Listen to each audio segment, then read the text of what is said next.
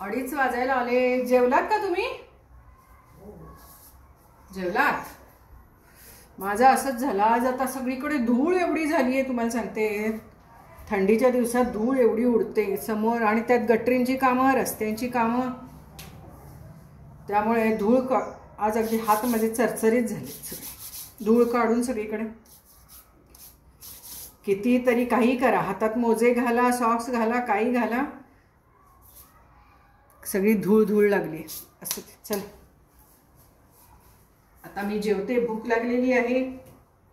मस्त मस्त दिवसाची मस्त मस्त सुरुवात, मस्त मस्त वर्षाची मस्त मस्त सुरुवात. बघा बरं, ही 4013 साड्या आणली होती की नाही, त्यातली ही सेम माझ्याकडे ब्लाऊज पीस आहे, परंतु तो काही आता शिवणार नाही, कारण की हा 150 वाला ब्लाऊज मला ह्याच्यावर एकदम परफेक्ट झालेला आहे. असा बनियन सारखा घालायचा. इथे प्रिन्स कट आठवणीने आज पुढे येईल असं बघितलंय. तर बघा बरं कसं वाटतंय. छान वाटतंय ना. हे बघा, आज मी यावरती या बांगड्या घातलेल्या आहेत. या 100ला 4 बांगड्या, 50ला 2. मोती आहे याला सुद्धा. इकडे खाली असा मोती आहे छानपैकी, म्हणून कानातही मोती घातलाय आज. हल्ली असेच कानातले सगळ्याच मंगळसूत्रांना यायला लागलेत, तर मग म्हटलं की चला मॅचिंग पण होतंय. मस्त छान वाटतंय. मॅचिंग केल्यावर आपल्याला तर छान वाटतं, सगळ्यांना छान वाटतं. घरातल्यांना छान वाटतं, मैत्रिणींना छान वाटतं, मस्त फ्रेश वाटतं, फ्रेश दिसतं. पुरुषांना काय बिचारांना काय छान वाटण्यासारखं काही नाहीच. त्यांना 2 कपडे असले की त्यांचं एक अख्खं वर्ष जाऊ शकतं. पण बायकांचं मात्र फार अवघड. साड्या साड्या साड्या साड्या आणि साड्या. जरीच्या साड्या, साध्या साड्या, पांढऱ्या साड्या, करड्या साड्या, या ब्लॅक साड्या. आता काय फक्त काळ्याच नेसायच्या, आता काय पांढऱ्या श्रावणी सोमवार पांढऱ्याच नेसायच्या, नवरात्रात 9 रंगाच्या नेसायच्या. साड्यांचा प्रकार काय बायकांचा. आणि तरी सुद्धा आज काय साडी नेसू हा मोठा प्रश्न असतो बायकांना. आता रोज जे गाऊन चढवतात आणि घरातच बसतात त्यांचा काही प्रश्न नाही बरं का, पण ज्यांना रोज बाहेर जायचं असतं कामानिमित्त, त्यांना सुद्धा हा प्रश्न असतो. त्यांच्या कामाच्या साड्या वेगळ्या, कामाच्या ठिकाणी कार्यक्रम असला, कोणाचा वाढदिवस असला की साड्या वेगळ्या, हळदी कुंकवाच्या साड्या वेगळ्या, कारण कामाच्या ठिकाणी सुद्धा हळदी कुंकू असतं ना. तर त्यामुळे साड्या, प्रत्येक साडीचा प्रकार वेगळा.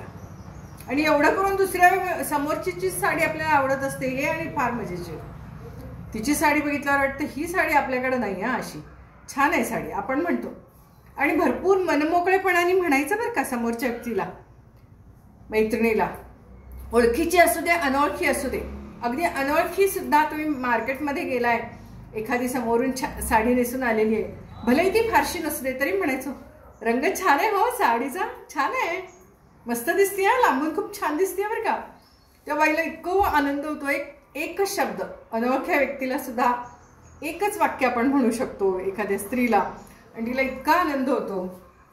साडीबद्दल बोललं की इतका आनंद होतो. जसं काय एखाद्या स्त्रीच्या अंगावरती एक लहान मूल आहे आणि आपण जर का म्हटलं काय गोड आहे तुमचं बाळ, की तिला किती आनंद होतो ना, आईला त्या किंवा आजीला. तसं आहे ह्या साडीचं काम. त्या साडीला तेवढंच बाळासारखं जपत असतात.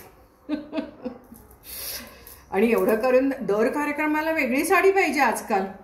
एकच एक साडी चालत नाही. एकदा रिपीट केलेली साडी परत कशी रिपीट करायची. ना हळदी कुंकवाला रिपीट करता येत, ना भिशीला रिपीट करता येत, ना लग्न कार्याला रिपीट करता येत. आणि समजा एकच एक ग्रुप असेल तर बारशाला वगैरे कुठल्याच साडी रिपीट करता येत नाही हो. लगेच बोलून दाखवतात ही साडी तर मी नेसली होती, बघितली आहे बघितली आहे. मग असं वाटतं अरे आपल्या एवढ्या सगळ्या साड्यातनं आपल्याला हीच साडी नेसावीशी वाटली का आज, की जी बघितलेली होती. एक वाक्य मी परवा ऐकलं की छान होतं की नाही तुमचं, तुम्ही ठरवा. की रोज नवीन कपडे घालून आपल्या मैत्रिणींना दाखवण्यापेक्षा रोज नवीन मैत्रिणी जोडा की ज्यांना तुम्ही घातलेले कपडे नवीन वाटतील. समजलं का काय. म्हणजे नवनवीन माणसं रोज जोडा, म्हणजे तेच कपडे जरी वापरले तरी त्यांना ते नवीन वाटते. पण आपण काही लोकांच्यासाठी कपडे बदलत नाही, साड्या नेसत नाही, आपण स्वतःसाठी नेसतो. आणि म्हणून मी तुम्हाला म्हणते, घरच्या घरी पण मस्त राहा, छान राहा. कार्यक्रमाला जायला मिळू दे न मिळू दे, आपण मस्त राहायचं. रोज आपल्यासाठी रोजचा दिवस हा कार्यक्रम आहे. अहो, आज आपल्या पदरात दिवस पडला आहे, किती आपण सुखी आहोत. आमची एक मैत्रीण माहीत आहे, आदल्या दिवशीपर्यंत आम्ही सगळ्याजणी एकत्र बसलोय, एकत्र गप्पा मारतोय, हसतोय, खेळतोय. आणि दुसऱ्या दिवशी आम्ही हळदी कुंकाची, अशी संक्रांतीचे दिवस आले की तिची आठवण येतेच येते.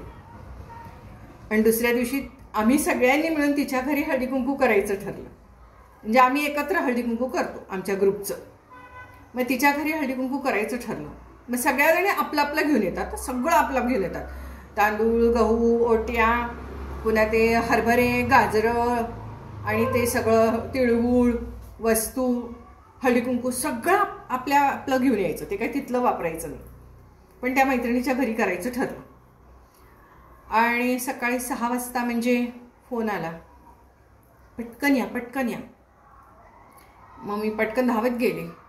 म्हटलं काय झालं काय. बघितलं तर सगळं संपलं होतं. संपून सुद्धा 2-3 तास झाले होते. म्हणजे असं आहे हे सगळं. तर आजचा दिवस आपल्याला दिसलाय तर तो आनंदाने घालवा. तो एक सण असल्याप्रमाणे घालवा. कारण सणाच्या दिवशी आपण छान राहतो, मस्त राहतो, आनंदाने राहतो. घरात सुद्धा आपलं वातावरण छान असतं, छान खातो, छान पितो. असं रडका चेहरा करत नाही, आनंदी वातावरण ठेवतो आपण सणाच्या दिवशी. तसं प्रत्येक दिवस जो तुम्हाला जगायला मिळालेला आहे तो सण आहे, समजून जगा. बघा, तुमचा आयुष्य एक सण होऊन जाईल. आणि सणाच्या दिवशी आपण आनंदी असतो आणि समोरच्या व्यक्तीला सुद्धा आपण आनंद देत असतो ना.